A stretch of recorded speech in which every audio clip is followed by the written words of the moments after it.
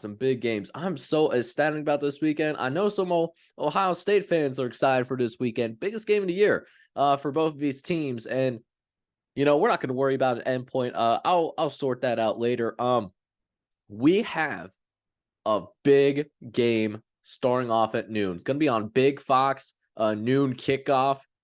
Arguably the biggest game of the year thus far in the country. We got number 7 Penn State going on the road, going to the Horseshoe in Columbus, Ohio, taking on number 3 Ohio State. And it's even bigger if you consider how we rank these two teams. If you catch the last podcast and you saw the top 25 of the Any Given Saturday power ratings, we actually think these are the two best teams in the country right now. I truly believe that from the bottom of my heart. But that being said, both of these teams, at least both of their head coaches, seems like they have something to prove, and winning this game would get them closer to accomplishing just that.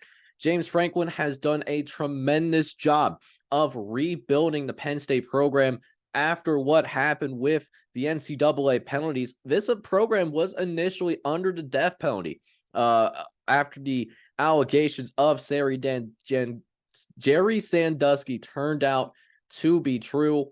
James Franklin has came in, not only has stabilized this program, but has this program at an extraordinarily high level. But he only has one Big Ten championship under his belt back in 2016, which also happens to be the last time that Penn State has taken down the Buckeyes of Ohio State. That was in Happy Valley.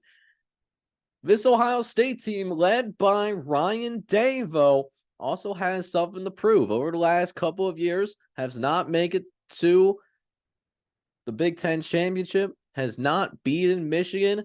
For some Ohio State fans, maybe not necessarily being on the hot seat, but the seat's starting to get a little bit warm. I think that's ridiculous with the amount of success that Ryan Day has had, but he doesn't have a national championship to his name, at least not yet. Now, having said that, just because you haven't done something yet doesn't mean that you can't do it, that you're never capable of doing it.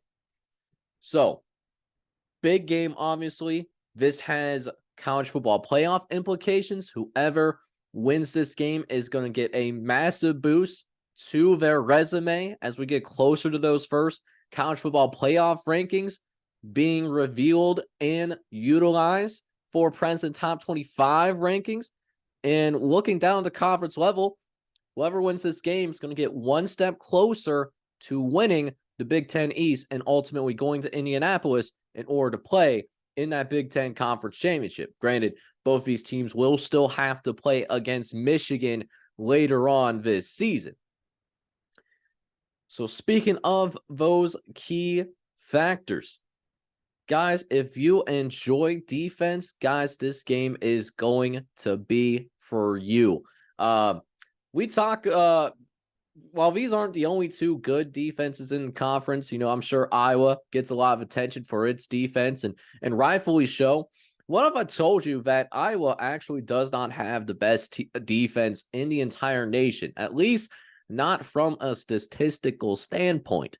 That actually belongs to the Penn State Nittany Lions. Penn State has the best defense in the country, at least from a statistical standpoint. You want to talk about how good this Penn State defense has been so far this season? Penn State has only allowed 194 yards a game. That's it. That's counting passing and rushing yards. Nothing's happening through the air. Nothing is happening on the ground either. They're number one in pass defense specifically, only allowing 121 yards a game. Completion percentage, they allow less than half of their completions to actually be happen, right? They allow the least amount of first downs. Sacks per game, they allow 4.5 sacks. And they've only allowed 7 red zone opportunities. Forget scoring on this Penn State squad. You want to talk about trying to get into the red zone. It's been incredibly difficult for teams to get into the red zone against this Penn State squad. And I want to harp in on the sacks per game because Penn State, it's clear that they do have one of the best pass rushes in the country. And that's a big reason why we have seen Penn State be successful so far in this season. And also, the Ohio State offensive line is not the same offensive line that we might have seen over the past few years. Ohio State has lost a tremendous amount of talent on the offensive line over the course of this past season, and that has been reflected to, at times, what we've seen Ohio State done in this first half of the season. It's been a little bit on the inconsistent side. We have seen that offensive line play at a higher level over the past couple of games. That's part of the reason why they've been able to blow out Purdue, for example, even though that was on the road. And we also see that Ohio State team eventually pull away from Maryland. And I'll contend that Maryland could still make some noise in the Big Ten East, even though they are currently riding a 2-game losing streak. So the offensive line is getting better. However, this is going to be a big test for that offensive line. And it's going to be a big test specifically for Kyle McCord. You know, we've seen Kyle McCord play in big games so far this year, and he's done enough in those big games to where he's not the reason they lose, right? So the last, and I could say big game in quotations, because I'm talking about specifically top 25 games. I'm talking specifically about the Notre Dame game. He was fine in that Notre Dame game, 21 for 37, 240 yards. Didn't turn the ball over. Didn't throw any touchdown passes either. Only managed to get 17 points for that offense. 7 of them came at the very last second, in the very last play of the game. And I would contest to believe that I would think that Ohio State would need to score more than 17 points to win this game, right? And here's why I say that. So we talked about Iowa.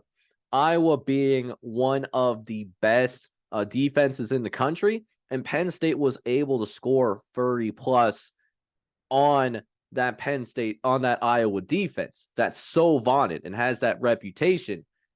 So it makes you wonder, can Ohio State get enough plays from Kyle McCord in order to keep themselves in this game? Now, they will have home field advantage going in.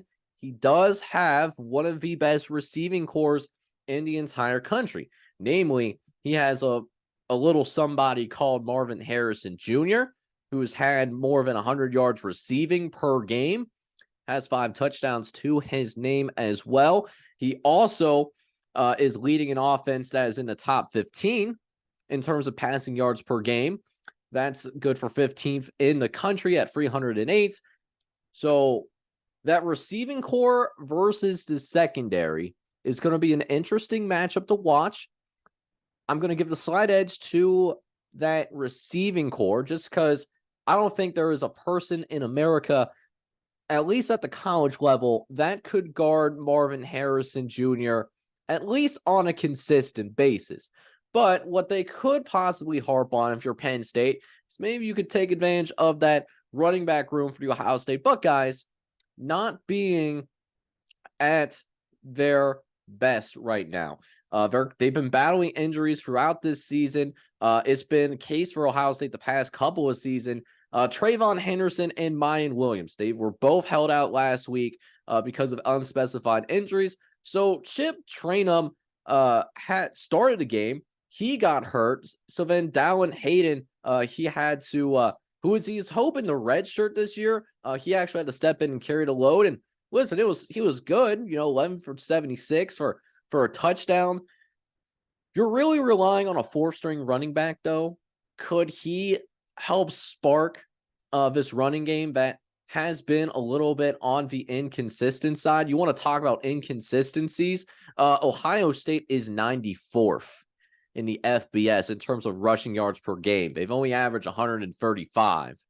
So if Ohio State's going to be successful in terms of its offensive game plan, they got to have a balance. Can Trip Trainum, can a Dallin Hayden step up and at least make it honest to where Penn State is not honing in on that passing game? They're not honing in to where their defensive linemen and their linebackers are just pinning their ears back and trying to get after Kyle McCord and test maybe an unproven offensive line I would say at this point, because this is going to be, I would argue, this defense is better than the Notre Dame defense, and that defense gave Ohio State fits. Shoot, it even gave Caleb Williams fits last week. I think that defense is not as good as what Penn State has on their side of the ball. Now, it's not all guns and roses over for Penn State either, because one thing that Penn State has struggled with collectively as well is that Penn State has not really been able to get the explosive plays. They're actually in the bottom 10 in America in terms of plays that end up going for 20 yards or more. So conversely, for Penn State, could they possibly try to get some big plays? We haven't seen them do it yet, not at least in none of their 6 games that they have played. But again, they haven't really had to pull them out necessarily.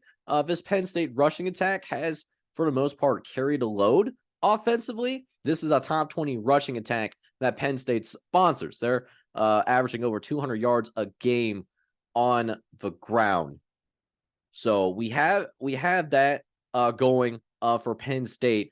If they can get enough big plays, I think Penn State can win this game. And that's the beautiful thing about this game. I was going back and forth this morning. I really don't know who's going to come out on top and win this game, because I think these two teams legitimately are evenly matched. And I'm going to reference what FanDuel is looking at right now. So I'm looking at FanDuel's college football lines. I'm doing this as of about 3:30. That's when I am recording this. So the line right now is at 5.5 for Ohio State. And the model agrees with that 5.5. But here's the big caveat that I have. In my model, I always contend that college home field advantage is always matters more than professional home field advantage. Professional home field advantage, I equate it to about a field goal. In college, I equate it to about 5 points in the power rating model. So what does that mean is on a neutral side field, I think these teams are basically dead even. I think Ohio State would have a slight edge on a neutral field, maybe half a point. So I'm going to go in this case. I eventually settled on Ohio State winning the game. I'm not 100% confident that they will cover in this game. I don't think they cover personally, just because I have a hard time seeing this to where either Penn State or Ohio State, regardless on who wins this game, ends up winning convincingly. I'm talking about winning by double digits. I just don't see that in this particular game. We're going to rock, however, with Ohio State.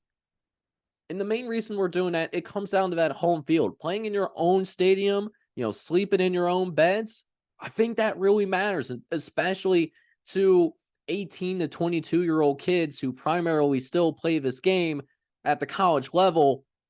There's a lot more variability. There's a lot more volatility at the college level than there is at the professional level. As such, I think because Ohio State is on its home field for this one, I think Ohio State utilizes that, and they're going to be able to get the win. It's going to be a very close game, but I do think Ohio State pulls it out. I'm not confident that they do end up covering that 5.5 spread that's currently being listed on FanDuel. It really could go in either direction.